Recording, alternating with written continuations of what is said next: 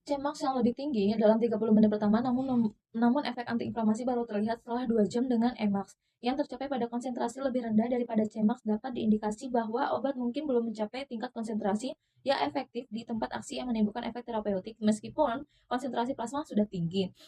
Yang pertama, mengapa ada keterlambatan antara Cmax dan efek antiinflamasi yang muncul? Efek antiinflamasi dapat muncul 2 jam setelah Cmax menunjukkan nilai yang tinggi pada 30 menit pertama. Dapat disebabkan oleh berbagai faktor, yang mana keterlambatan antiinflamasi yang cukup umum untuk obat. Beberapa faktor yang muncul keterlambatan tersebut yaitu yang pertama ada one set of action, yaitu suatu obat selalu berikatan dengan target utama di dalam jaringan yang terjadi inflamasi, misalnya enzim dengan durasi waktu tertentu, sehingga efek antiinflamasi mungkin tidak terjadi secara langsung setelah obat mencapai konsentrasi maksimum di dalam darah, walaupun obat sudah mencapai Cmax.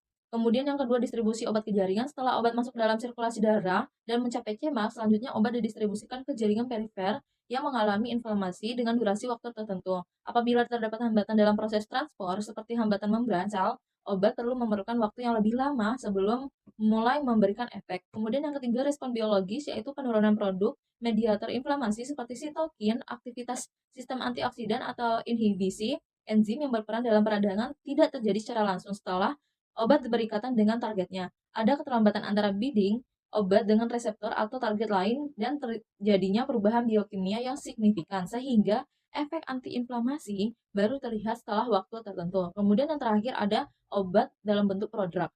Jika obat dalam bentuk prodrug, yaitu Cmax yang tinggi mungkin mengidentifikasi konsentrasi produk, sementara bentuk aktif obat baru terbentuk dalam tubuh dan memerlukan waktu untuk mencapai konsentrasi yang memadai untuk menghasilkan efek antiinflamasi. Berdasarkan studi FK dan FD, bagaimana cara menentukan dosis yang optimal untuk pengujian klinis? Penentuan dosis optimal untuk uji klinis melibatkan kombinasi dari studi FK dan FD. Melalui model PK atau PD, proses FK menentukan bagaimana obat diserap, didistribusikan di metabolisme dan dieliminasi. Sedangkan FD menentukan hubungan antara konsentrasi obat dan efek terapeutiknya.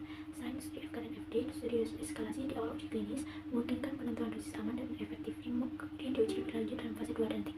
Berdasarkan studi farmakokinetik yang memberikan informasi terkait ADME, diperlukan beberapa poin dalam menentukan dosis optimal, yaitu menentukan parameter PK utama. Parameter yang digunakan yaitu Tmax, AUC, T setengah, dan clearance. Yang pertama membantu bagaimana obat didistribusikan dan dihilangkan dari tubuh.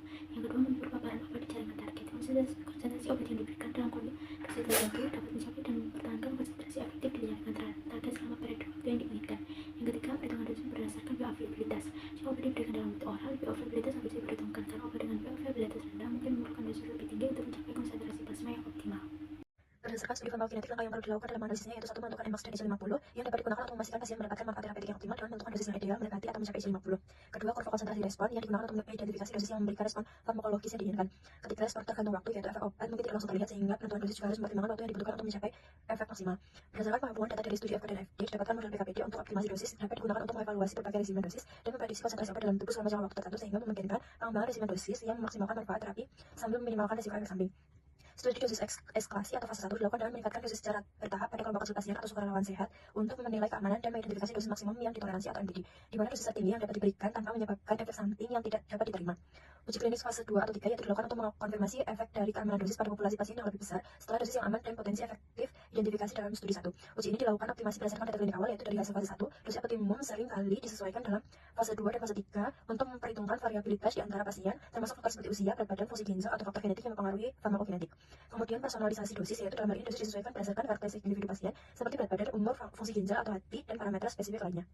Hubungan antara farmakokinetik dan farmakodinamik membantu dalam pengembangan regimen dosis yang aman dan efektif dengan memahami bagaimana obat didistribusikan dan bekerja dalam tubuh. Kombinasi FK dan FD memungkinkan optimasi dosis dan interval pemberian untuk mencapai keseimbangan antara keamanan dan efikasi. Beberapa hubungan FK-FD yang penting dalam pengembangan regimen dosis antara lain adalah mengoptimalkan konsentrasi obat di plasma, menentukan dosis minimum efektif, dosis maksimum yang ditoleransi, memahami variabilitas antar individu, merancang regimen dosis berkelanjutan, mengelola onset dan durasi efek obat, serta fenomena histeris. Studi farmakokinetik memberikan informasi tentang bagaimana obat diserap, didistribusikan di metabolisme, dan dieliminasi dalam tubuh. Sementara studi farmakodinamik menghubungkan konsentrasi obat dengan efek farmakologis yang memungkinkan perumusan dosis yang optimal. FK dan FD membantu dalam menentukan dosis yang aman dan efektif, meminimalkan risiko efek samping, serta menyesuaikan terapi sesuai kebutuhan individu. Dengan demikian, hubungan antara FK dan FD sangat penting dalam pengelolaan regimen dosis yang tepat dan berhasil.